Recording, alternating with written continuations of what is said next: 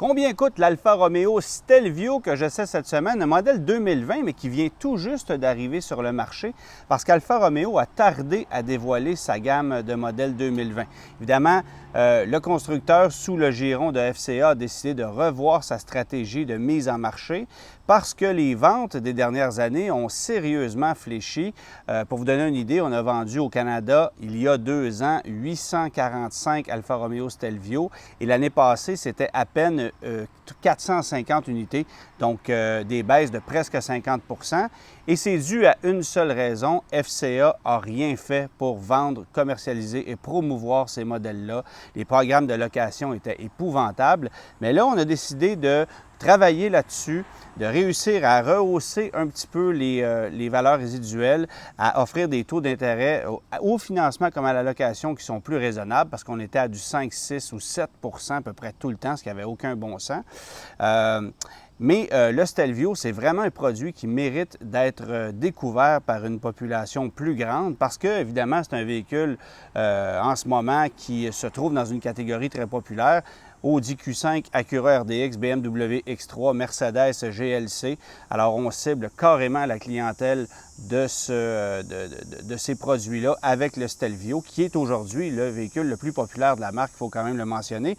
Mais vraiment, on a besoin d'émanciper la gamme Alfa Romeo, qui ne compte que 2 modèles cette année, parce que le 4C n'existera plus.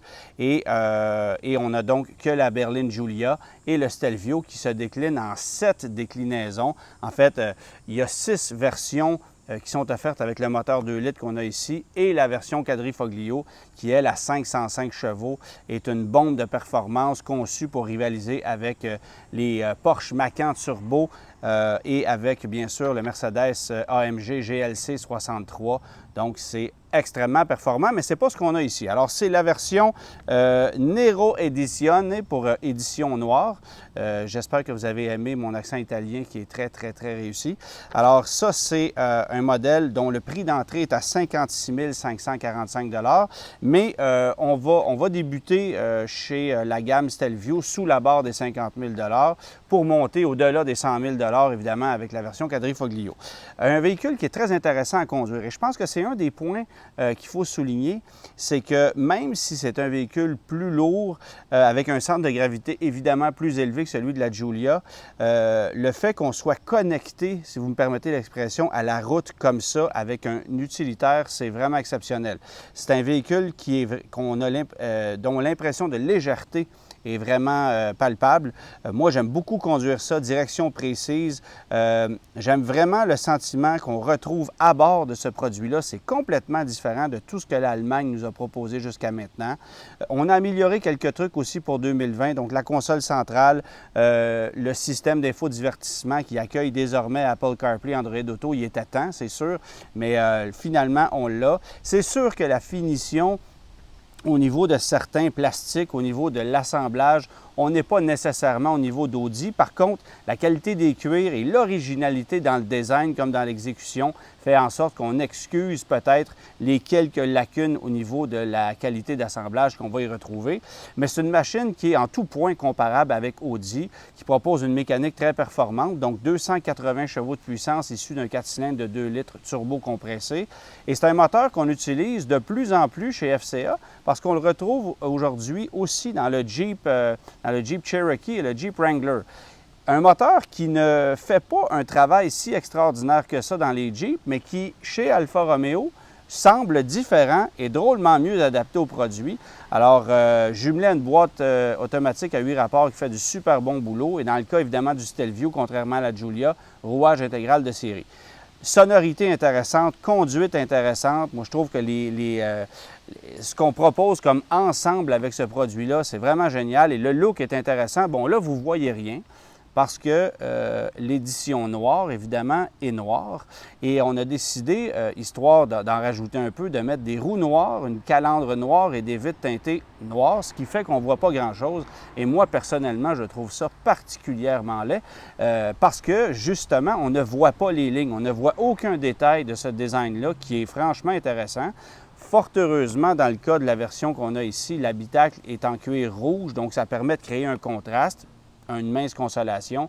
Mais honnêtement, le noir, ce n'est vraiment pas la couleur qui lui va le mieux. Et ça, c'est toujours une question de goût. Mais en ce qui me concerne, j'aurais choisi autre chose bien avant ça. Donc, combien ça coûte ce véhicule-là? Parce que, comme chez les autres constructeurs, on a beaucoup d'options. Je vous parlais de 56 545 $ en prix de base.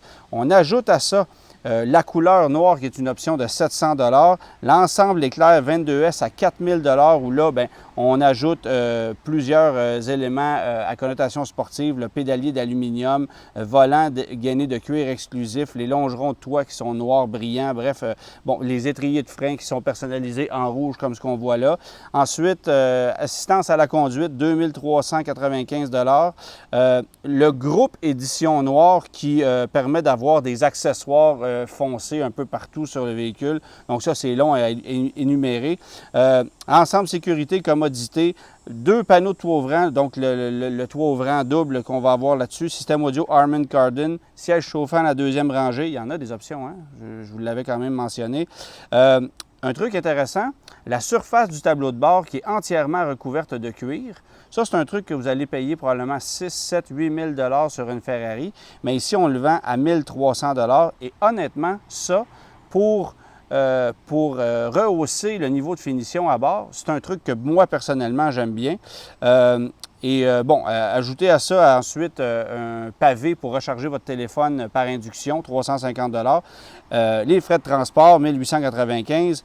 On est à un véhicule de 70 000 $, 70 535 $ exactement, auquel on enlève déjà 2 500 $ de rabais, c'est un crédit du constructeur. Et ça donne, au final, un paiement de 1 172 $ par mois sur 72 mois, toutes taxes incluses, à un taux de 2,49 %. Taux qui est raisonnable, si vous voulez mon avis.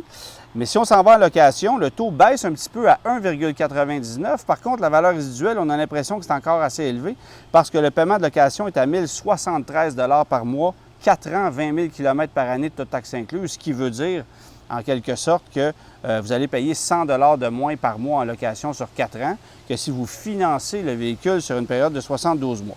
Et j'avais envie aussi de vous donner une idée parce que si vous prenez un Stelvio de base, vous allez payer 735 $ en location pour un terme équivalent. Et si vous prenez un Quadrifoglio, donc la version la plus équipée avec toutes les options possibles, vous allez payer 1 676 $ en location 4 ans, 20 000 km par année, ou 2 000 $ tout juste pour un financement 72 mois à un taux de 2,49 %. Il faut mentionner que la version Quadrifoglio, si vous la louez, le taux est plus élevé, on est à 3,99 %. Donc la gamme est très large et je pense, pour terminer, que le Stelvio, c'est vraiment un produit à découvrir que moi j'adore. C'est différent de tout ce qu'on voit sur la route. Ça a une sacrée belle gueule et je ne verrais pas pourquoi cette année, ce véhicule-là ne connaîtra pas plus de succès que l'année passée. J'espère qu'on va en vendre au moins le double qu'en 2019 parce que là, on a des programmes intéressants. Les prix ne sont pas nécessairement aussi compétitifs que ce qu'on propose chez Audi, chez BMW, mais on s'en rapproche beaucoup et le produit, franchement, est distinctif. Bon, puis on peut terminer en mentionnant la fiabilité qui est relative. C'est vrai que ça a été inégal d'un modèle à l'autre. Il y a des gens qui ont vécu des histoires d'horreur, il y a des gens qui ont été enchantés. Mais si vous louez le véhicule sur une période de 48 mois et que vous êtes couvert toute la garantie par ce terme-là, bien, je me dis que c'est un moindre mal. C'est peut-être plus prudent de faire ça comme ça que de financer le véhicule sur un très, très, très long terme. Mais remarquez, c'est aussi vrai pour l'ensemble des véhicules allemands. C'est pas plus rassurant de financer ou d'allouer un Jaguar ou une BMW qu'un Alfa Romeo. Donc, la fiabilité, en ce qui me concerne, ce n'est pas nécessairement un point qu'il faut prendre en considération, surtout si vous louez.